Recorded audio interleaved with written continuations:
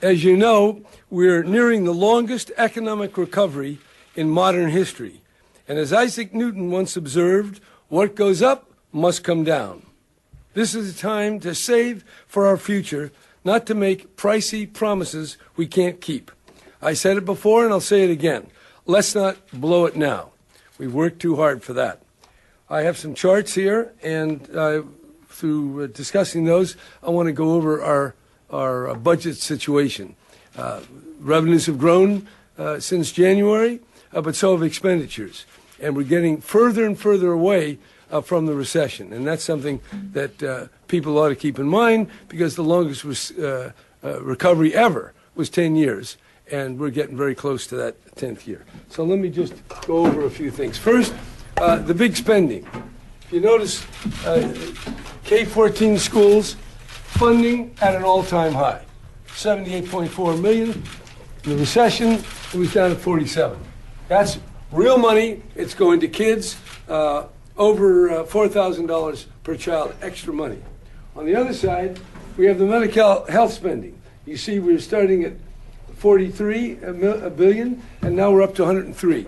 And this has gone up, what is it, about 13 billion over that time? The general fund's up about 8 billion. Up about 8 billion. But as you see, the green is the federal, but that federal will shrink. And by the way, it can be taken away by Congress. And if it's taken away by Congress, that's another threat. So we've got some big money, but on that health care side, it's uncertain. And then finally, the charge that we're not doing enough. I mean, there is no state that even comes close to the kind of health care and education spending. One item that is not broken out here, but I remember being in this room back in 1975 and warning that the in-home supportive services, called homemaker chores at the time, were 65 million, and they were going to 120 million, doubling. I warned people about that. It's now 13 billion. That's contained in those charts. So things are on the move. All right, get that down here.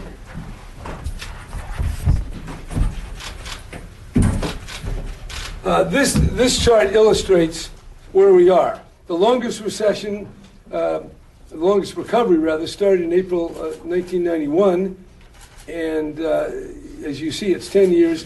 We're just a little ways.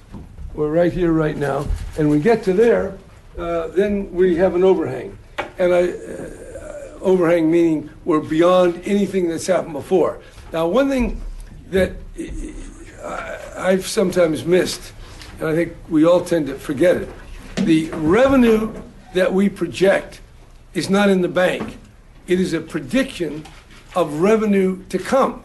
But no taxpayer has paid it, and in many cases they haven't even earned it yet. So it is a prediction. Now, the secret in economics, one of the really important secrets, is that economists never predict a recession. So from the economist's point of view, when they write up these budgets over 5 years, they never say at this year there'll be a recession. That's a quirk in the system. So we have to realize that. Now, for example, over here we have the capital gains. That's just one piece of our revenue stream. I want to just say, up here, Gray Davis, he was really feeling great, but he ended up down here. Arnold started to feel even a little greater, and he ended up down here. So now we're up here, and that line up there doesn't exist. That's a Cohen special. Now I want to just put a big, well, you can't really see that red, but there it is. Now, that's the Cohen line. I'm going to draw the Jerry Brown line. Okay, so it's hard to see, like maybe, is this black? No, that's all right. white. I think they got it. No. Question mark, question mark. All right, now, I'm going to take that out. Now you can. Life is very giddy at the peak. And those are the peaks.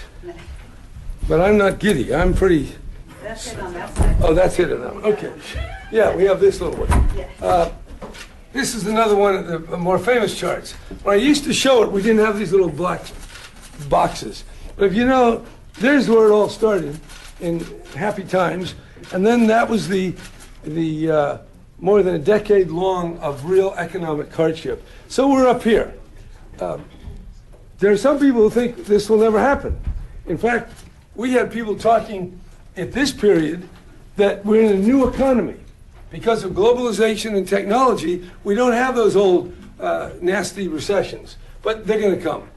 And so that's why we have our rainy day fund. We're going to fill it to make sure at least you have $13 billion to weather a storm, which will be more like $60 billion.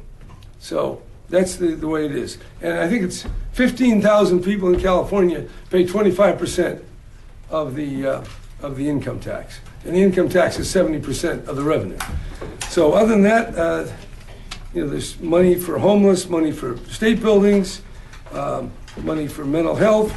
We're increasing the earned income tax credit and various other items that the real Michael Cohen will explain to you.